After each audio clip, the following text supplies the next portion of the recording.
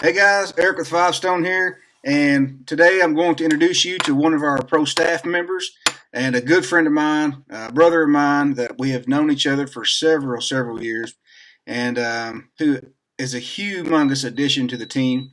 His name is Chris Wilson. So I'm not real sure we're having to do this because of the COVID-19 quarantine isolation, policies out there. We're having to do this over the internet. So hopefully, whenever I stop talking, then the camera will switch over, and then Chris will introduce himself. And as we have a conversation, you should be able to see both of us. So, Chris, I'm going to pass it over to you if you want to just kind of talk a little bit about yourself and what you are and all that. So go for it, man. Hey, yeah, man. First off, big privilege. Just want to say thank you for letting me be on what I consider one of the most specialized teams that I know of, at least in this region. And huge privilege to be on today, and I just appreciate you allowing me some time to go over some things, to talk it out a little bit. And I guess a little bit about me. I'm 34 years old. I've done a little bit of everything. I am a registered nurse. I work in an emergency room, have for the last 10 years. I've also been doing survival for about the last 16 years. I've taught survival to multiple different agencies, fire rescue groups, rescue groups, and just continue to make that part of my daily life. I have 3 kids and a wife whom I love to death, and everything I do is in support of them and making myself better. I like to do a little ultra running on the side, if there is such a thing as on the side when you're an ultra runner. And yeah, that's pretty much it, man. I've been to some tracking schools, natural awareness tracking school. Done some just done a little bit of everything. I'm a hazmat technician, rope technician, swift water technician. I've recently resigned my position on a local special operations rescue team, but was very active prior to that. So just looking forward to the next steps, bro. Awesome, man. Yeah, for those of you who don't know, there really is no such thing as I like to do a little bit of ultra running. It doesn't happen. So the first experience I got with Chris and his ultra running, you did a 45.67 mile run in the mountains of Kentucky and West Virginia. And I had no idea that somebody could run for over 14 hours. But you did it, and we were kind of like a pit crew. We kind of just rigged it up and did it, and made it happen. So, having you on the team, first off, thanks for being on the team. Having you on the team is it's a huge honor for us.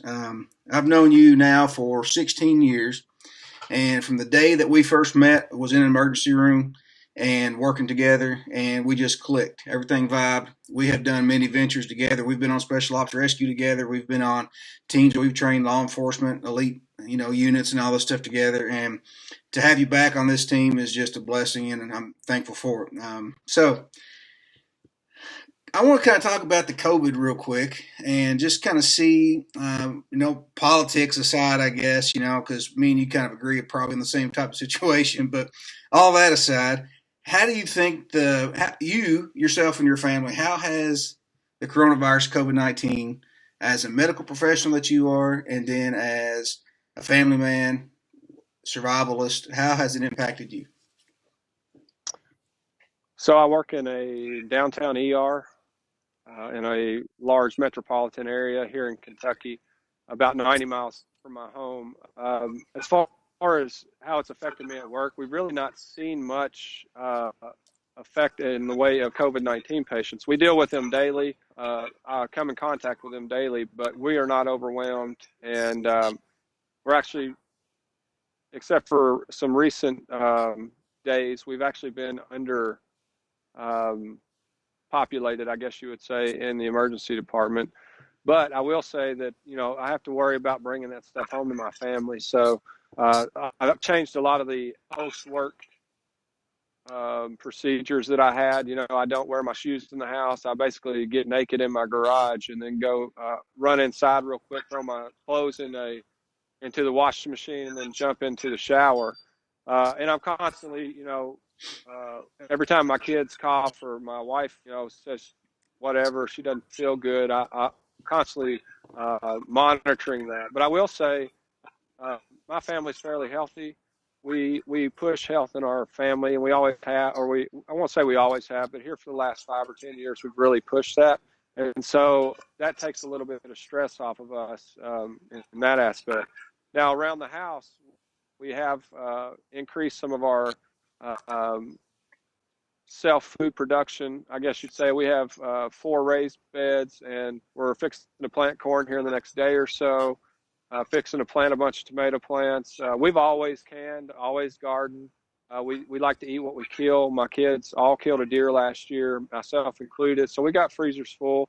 We're not out there, jacking toilet paper off of shelves by any stretch of the imagination, but we are very, very specific about what we buy. And if it doesn't benefit the family, the security, the health of our family and friends, then it sets on the shelf. All right, man. Yeah, that's a good point. Being in the survivalist mindset, and a lot of people think when you talk about survival that you're strictly just talking about fire starting, or you're talking about building a shelter, or you're talking about living out in the wilderness. There's a whole lot more to survival than that. I think a key to survival is preparedness.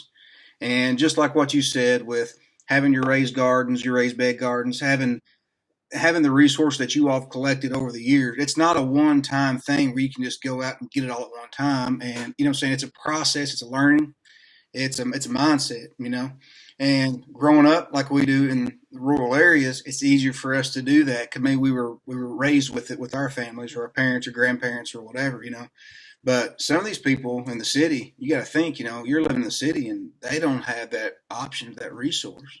So, we're going to go into more videos about maybe certain skill sets or different topics, whatever. But if you could give some advice, and we have not prepped this video, by the way, we did not, talk about, I'm going to ask you this, you say this, we're just talking. So, if you could give one bit of advice, you think, to somebody that's maybe in a more urban setting that doesn't have an opportunity to have a garden, maybe they're in a small, 1-bedroom apartment, maybe they're on a big, massive university instead of a dorm room, whatever. What do you think that you would give for those people so they're more prepared if something like this ever happened again? Well, I think for one, you need to be a student. You need to read everything you can get your hands on related to not only survival, but how plants and how foods benefit your body. I think you need to. You also need to be a student of self-defense, and that's a mindset in itself. And we talk about that in a lot of our classes. But you're right. That is the challenge that I think we're going to have to address, especially like you said, the people living in the metropolitan areas, the cities. We're going to have to address that challenge. If you're in a 1-bedroom apartment, you can't really practice your fire starting. What I can say is you can start to gather your fire starting supplies. And then maybe you need to make a trip out to a rural area. There's trails, there's government lands, there's places where you can go and practice these things. And maybe you just get to do it once a week. Is it as good as doing it 5 times a week? No, but if you do it once a week, when that time comes, you're going to be that much more prepared. I think you need to have you need to have a go pack. You need to have your mind set up for how do I survive? You need to make plans and contingency plans for things such as or anything really, earthquakes, fires, tornadoes, with fallbacks and rendezvous points for your family and those type of things. And used to, I would think that was somewhat crazy, but now that we've seen what COVID-19 can do to our economy and to our day-to-day lives, these are things, real serious things we're going to have to look at in the future. So I guess my word of advice for those people is be a student all the time. Learn everything you can. Don't just learn about survival. Learn about how road systems work around close to you. What's the quickest way to your house, the quickest way out? What's the secondary quickest way? How do cars work? How do I change the oil and spark plugs in my car? It's not just learning fire and shelter and water and food and first aid. It's knowing how to get yourself out of a situation. That's true survival. How do I get myself out of this situation? And if your car tire blows out and you don't know how to change your car tire, you've now compounded your problem in that survival situation. Yes, that's a very good point, man. And there's so much skills and so many skill sets and things that people need to learn. It's we started doing this even before we even met each other. But once we teamed up together years ago, 16 years ago, we have been constantly for this whole entire time working on developing skills, learning new skills. You're never going to know it all. You're never going to run out of material to try to learn and do in practice. And I think as long as people get that and they understand that, then they kind of just get themselves humbled a little bit and realize, like what you said, I'm a student, and pick one, Yeah, 100%. pick one skill set and really focus on that and developing that to get themselves where they need to be at. It's not an overnight. You don't flip a switch. So that's a good point, man. That's right. A very good point. On our next video, we'll go into a little bit more, maybe some specific topics or maybe some skill sets if you feel like you got the time and you want to show them. I think the people would love to watch them. But before we do that, why don't you kind of explain to people the different types of things that you're going to be teaching and showing through Five Stone? Like I know, like one thing, for example, and I don't know how you may be mad at me for sharing this information. I don't know, but one thing that just came up is, Chris was talking about his ultra running. Chris just got an opportunity to train a gentleman who is preparing to go to Special Operations Group, a very, very, very advanced elite Special Operations Group he is trying out for. And he's got everything down except for a couple of things. And we've done some of this in the past with people going to the Marine Corps, doing things like that. We've trained these guys in self-defense. We trained them in hand-to-hand combat, edge weapon combat, PT, really the mental toughness and mentality and survival, things like that. But, this guy's coming up and one of his weaknesses is his running and his mindset. So that's another avenue that really puts a twist on stuff because survival is also fitness. Survival is the ability to be able to, maybe you don't have to run 45.67 miles, but you need to be able to have that endurance to be able to get yourself out of a situation or to run back and forth and grab your family or to grab gear, pick it up and load it and do whatever you need to do, go through the woods and stalk and hunt and all this different stuff, that's very important. And so you're doing something that is so elite, helping this guy to be one of the elite warriors of our country. And that's a huge, honor. That's a massive thing that you're doing. So survival is that on that level too. But if you want to talk about that a little bit or whatever and just let people know what all that you'll kind of be offering through Five Stone, that way they may kind of be interested. Hey, this is really something I want. I know we got like a level 1, level 2. We got the technical and specialized rescue teams. But if you want to go in depth, maybe even more detail about, the whole field craft aspect of it. Yeah, so one of the main things we'll be teaching is mindset, Townsend. I think you know me well enough, my teaching style. I can teach you all day long, but if you don't have the right mindset, if you're coming to class just to be coming to a class to get a piece of paper on the wall, you will fail. And I'm okay with failing you. And if I don't fail you, Mother Nature will. My belief is that Mother Nature's sole intent is to murder us. If you don't believe me, go spend some time in the Colorado Rockies or even closer than that in the Appalachian Mountains and see if she doesn't try to kill you.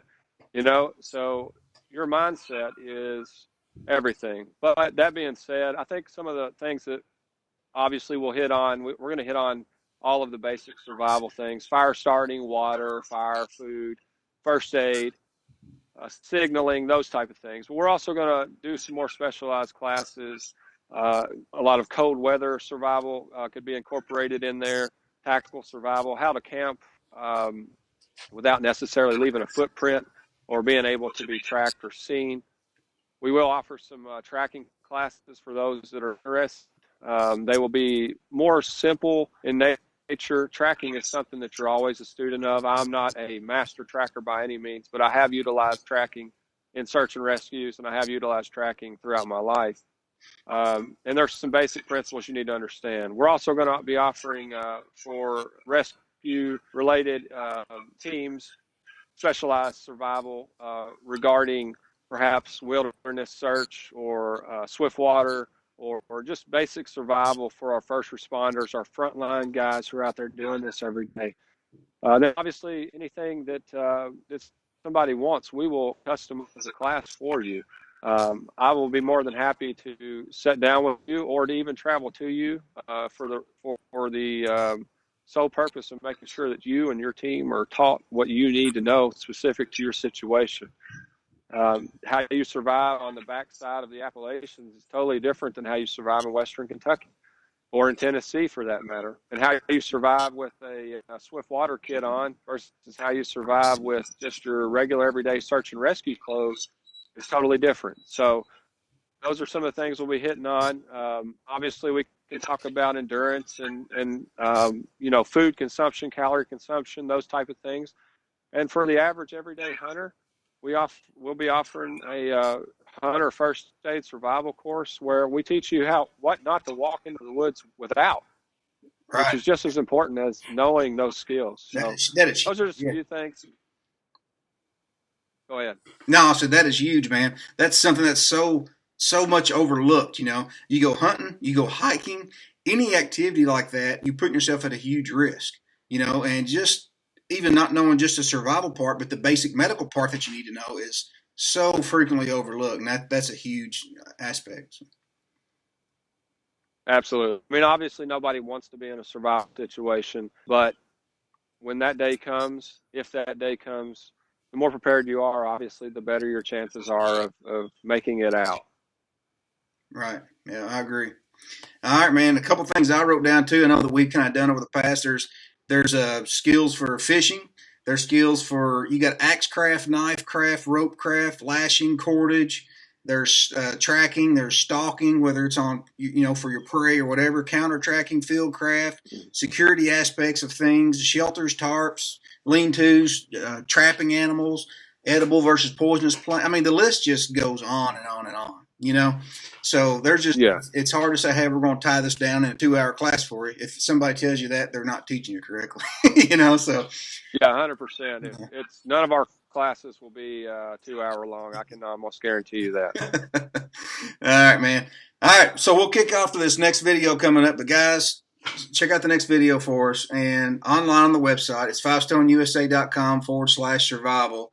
You'll get some more details of the classes that we have listed. But like, Chris said, they're customizable. So if you've got a certain need or whatever, let us know. We'll do our best to work with you and get the training to you. So, all right, Chris, I'm ready to sign off, and then we'll fire up this next video if you're ready for it. All right, man. Sounds good. Thanks a lot. All right, man. I'll give you a holler in just a second. Guys, check us out. See you later.